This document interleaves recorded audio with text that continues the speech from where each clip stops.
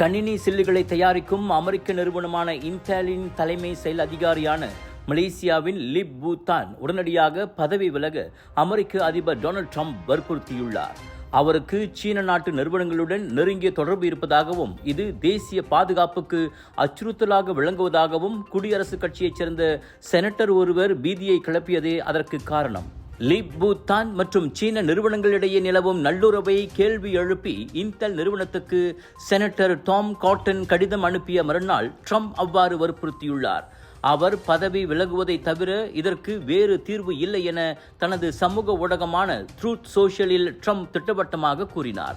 Lip பூ தான் ஏராளமான சீன நிறுவனங்களை கட்டுப்பாட்டில் வைத்திருப்பதாகவும் சீனாவில் சில்லு தயாரிக்கும் நூற்றுக்கணக்கான நிறுவனங்களில் பங்கு வைத்திருப்பதாகவும் கூறப்படுகிறது. அவற்றில் குறைந்தது 8 நிறுவனங்கள் சீன மக்களின் விடுதலைக்கான இராணுவம் என்ற அமைப்புடன் தொடர்புடையவை.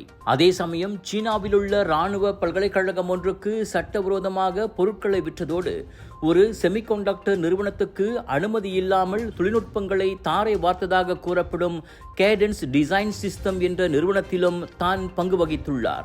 அப்போது அவர் அந்நிறுவனத்தின் தலைவர் என செனட்டர் காட்டன் சரமாரியாக குற்றச்சாட்டுக்களை முன்வைத்துள்ளார்.